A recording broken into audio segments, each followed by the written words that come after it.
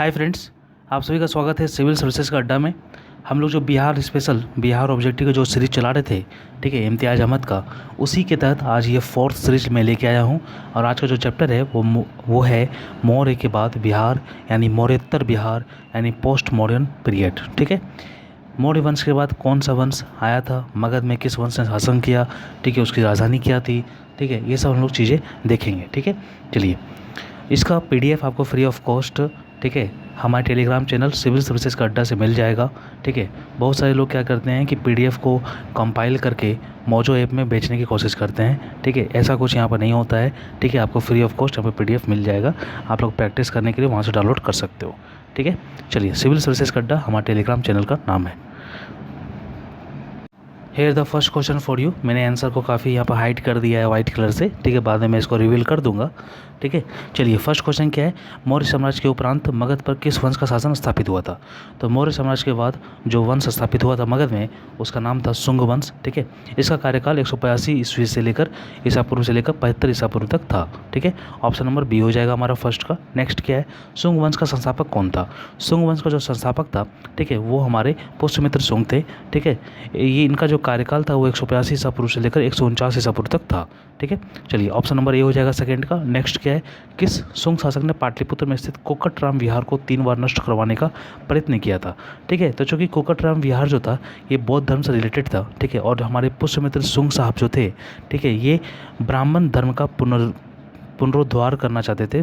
ठीक है, ब्राह्मण धर्म का मतलब इम्प्रूवमेंट करना चाहते थे। ठीक है, और बौद्धों के साथ ये उत्पीड़क और आक्रामक व्यवहार करते थे।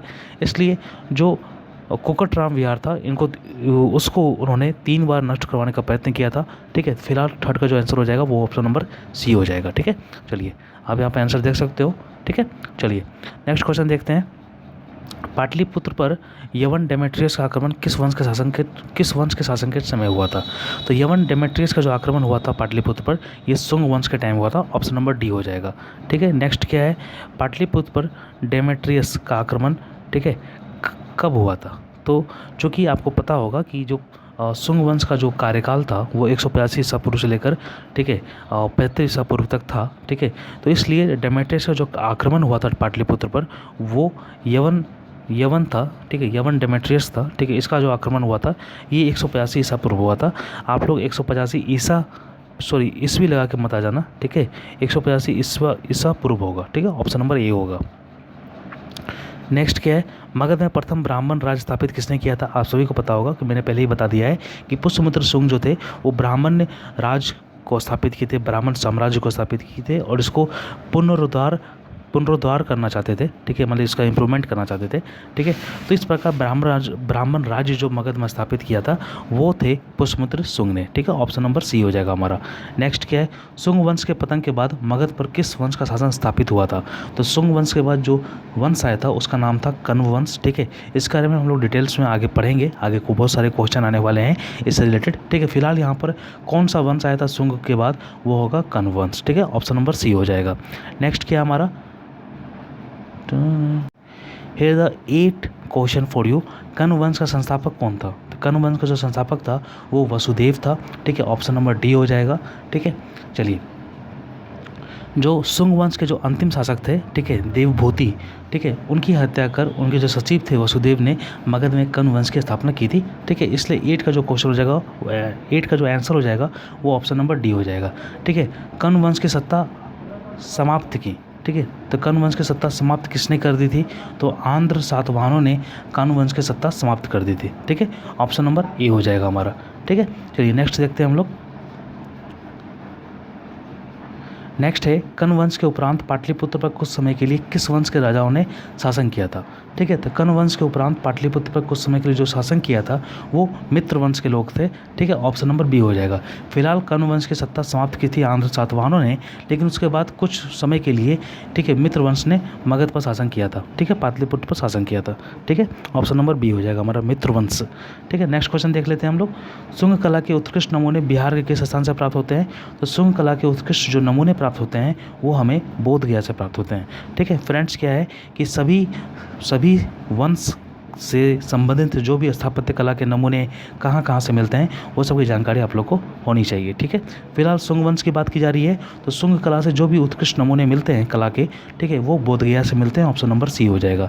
नेक्स्ट क्या हमारा, कनिष्क ने पाटलिपुत्र के किस बौद्ध विद्वान को अपने दरबार में प्रश्रय दिया था, आश्रय दिया था? तो कनिष्क जब मगध को जीत लिया था, मगध को परास्त कर दिया था, तो उसने वहाँ से एक मुर्गा, ठीक है, और एक बौद्ध भिक्षु और भिक्षा पात्र और एक विद्वान जिसका नाम अश्वघोष था उसे लेके चला गया था। ठीक है, तो कनिष्क किसको लेके गया था? ठीक है, अश्वघोष को लेके गया था। इसलिए 12 का जो आंसर हो जाएगा ऑप्शन नंबर डी हो जाएगा। ठीक है, यहाँ आप एक्सप्लेनेशन में देख सकते हो कि कनिष्क पाटलिपुत्र के राजा को बुरी तरह परास्त किया तथा हरजाने के रूप में वो यहाँ से अश्वघोष और बुद्ध का भिक्षा पात्र तथा एक अद्भुत मुर्गा ले गया था।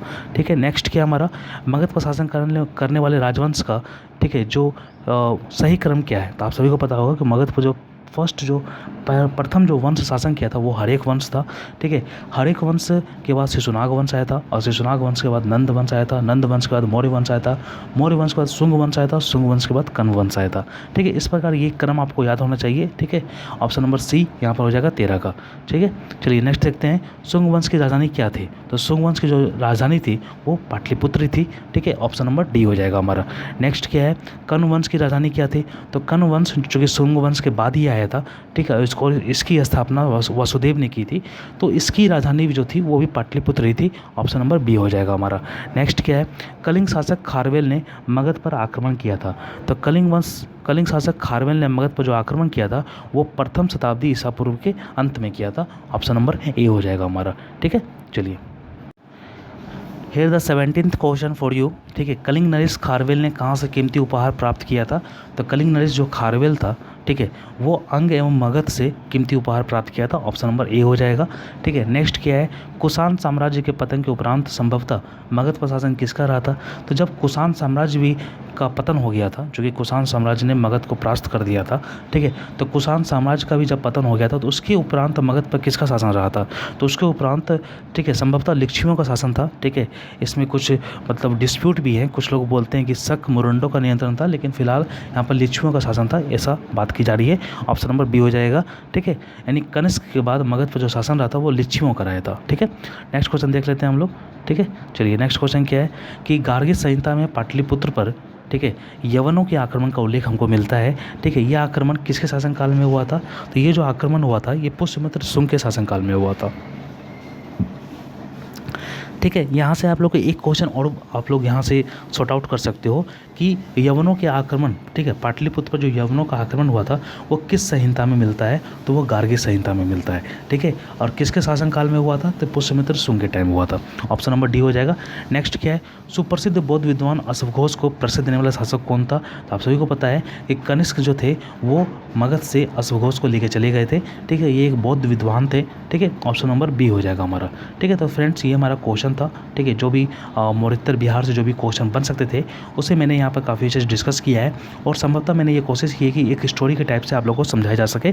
ठीक है, और एक कोरिलेट करके बताया जा सके ताकि समझने की जो लय होता है वो काफ़ी मतलब अच्छा इंप्रूव हो सके और काफ़ी अच्छे से आप लोगों को याद भी हो सके। ठीक है, फिलहाल आपका इसका PDF आपको हमारे टेलीग्राम चैनल सिविल सर्विसेज का मिल जाएगा। आप लोग उसको डाउनलोड करके टाइम टू टाइम अपना रिवीजन कर सकते हो। ठीक है, धन्यवाद। अपने फ्रेंड्स सर्कल में ये वीडियो शेयर कीजिए अगर आपको लगता है कि ये रेलेवेंट है आपकी तैयारी के लिए। ठीक है, धन्यवाद।